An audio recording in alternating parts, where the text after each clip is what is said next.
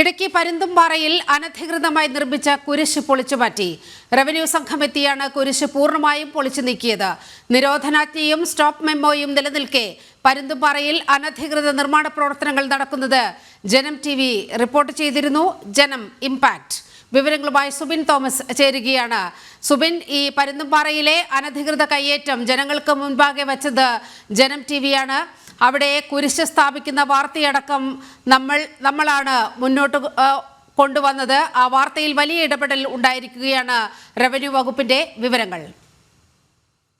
പരുന്തുംപാറയിലെ കയ്യേറ്റത്തിൽ നിലവിലിപ്പോൾ revenue വകുപ്പ് ഉണർന്നു പ്രവർത്തിച്ചിരിക്കുന്നു എന്നുള്ളതാണ് ഏറ്റവും പ്രധാനപ്പെട്ട കാര്യം. അനധികൃതമായി സർക്കാർ ഭൂമി കയ്യേറി നിർമ്മിച്ച കുരിശ് അത് നിലവിലിപ്പോൾ പൊളിച്ചു മാറ്റുന്ന നടപടിക്രമങ്ങൾ അത് പുരോഗമിക്കുകയാണ്. കുരിശിപ്പോൾ പൂർണ്ണമായും വലിച്ച് നിരത്തിയിട്ടുണ്ട്. ഇനിയിപ്പോൾ ഇത് പൊടിച്ച് ഒന്നുമല്ലാത്ത സ്ഥിതിയിലേക്ക് എത്തിക്കുന്ന പ്രവർത്തനങ്ങൾ അതാണ് നിലവിലിപ്പോൾ നടന്നുകൊണ്ടിരിക്കുന്നത്. ഈ കട്ടറുകളും അതുപോലെ തന്നെ തൊഴിലാളികളെ ഉപയോഗിച്ചാണ് നിലവിലിപ്പോൾ ഈ ഒരു കുരിശമ്പാകെ താഴേക്ക് മറിച്ചിട്ടുള്ളത്. പ്രധാനമായും ചങ്ങനാശ്ശേരി തൃക്കുറിച്ചാനം സ്വദേശിയായ സജിത് ജോസഫ് കയ്യേറിയ ഭൂമിയോട് ചേർന്നാണ് ഇത്തരത്തിൽ ഈ ഒരു കുരിശ് സ്ഥാപിച്ചത്. ഈ ഒരു കുരിശ് സ്ഥാപിച്ചതിന് പിന്നിലെ ഉദ്ദേശം എന്നുള്ളത് ഈ നടപടിക്രമങ്ങൾ, അതായത് ഈ കയ്യേറ്റവുമായി ബന്ധപ്പെട്ട ഒഴിപ്പിക്കൽ നടപടിക്രമങ്ങൾ തടയുന്നതിന് വേണ്ടിയുള്ള ഒരു നീക്കം എന്നോണമാണ് ഇത്തരത്തിൽ ഈ ഒരു കുരിശ് ഇവിടെ സ്ഥാപിച്ചിട്ടുള്ളത്. ഒരു ധ്യാനകേന്ദ്രം എന്ന നിലയിലാണ് ഇയാൾ ഇവിടെ കെട്ടിടങ്ങൾ പണിത് ഉയർത്തിയത് എന്നുള്ളതാണ്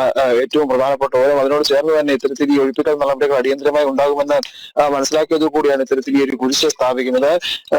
കഴിഞ്ഞ 2-ാം തീയതി ഇത്തരത്തിൽ ഈ മേഖലകളിൽ, അതായത് പരുന്തുംപാറ മേഖലകളിൽ യാതൊരുവിധ നിർമ്മാണ പ്രവർത്തനങ്ങളും പാടില്ല എന്ന തരത്തിൽ ജില്ലാ കളക്ടർ നിർദ്ദേശം നൽകിയിരുന്നു. സ്റ്റോപ്പ് ഉൾപ്പെടെ നൽകാൻ എല്ലാ തഹസിൽദാർക്ക് നിർദ്ദേശവും നൽകിയിരുന്നു. ഇതേ തുടർന്ന് ഈ സജിത്ത് ഉൾപ്പെടെയുള്ള ആളുകൾക്ക് ഈ പരുന്തുംപാറയിലെ കയ്യേറ്റക്കാർക്ക് ഈ സ്റ്റോപ്പ് ഉൾപ്പെടെ നൽകിയിരുന്നതാണ്. ഇതെല്ലാം മറികടന്നുകൊണ്ടാണ് ഇത്തരത്തിൽ ഈ ഒരു നിർമ്മാണ പ്രവർത്തനം നടത്തിയത്. അതായത് ഈ നിർദ്ദേശങ്ങൾ കൊടുത്ത 2-ാം തീയതിക്ക് ശേഷമാണ് ഈ നിർമ്മാണ പ്രവർത്തനം, അതായത് ഈ കുരിശ് ഉയർത്തി കെട്ടിപ്പൊക്കിയത് എന്നുള്ളതാണ് കെട്ടിപ്പൊക്കിയിട്ടുണ്ടായിരുന്നത്.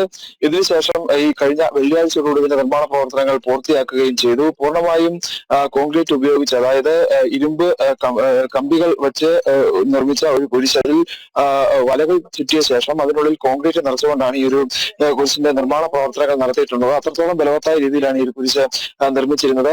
ഏറെ പണിപ്പെട്ട, അതായത് കട്ടറുകളും മറ്റും ഉപയോഗിച്ചുകൊണ്ടാണ് ഈ ഒരു കുരിശ് നിലവിൽ തകർത്ത് താഴെ ഇട്ടിട്ടുള്ളത്. ഇതൊരു തുടക്കം മാത്രമാണ്. അതായത് പരുന്തുംപാറയിൽ 2017 മുതൽ ഒരു കയ്യേറ്റം ആരംഭിച്ചതാണ്. ഈ കഴിഞ്ഞ ഒരു വർഷത്തിനിടയിലാണ് ഇത്തരത്തിൽ വ്യാപകമായ കയ്യേറ്റം നടക്കുകയും ഇത്തരത്തിൽ വലിയ രീതിയിലുള്ള നിർമ്മാണ പ്രവർത്തനങ്ങൾ നടക്കുകയും ചെയ്തത്.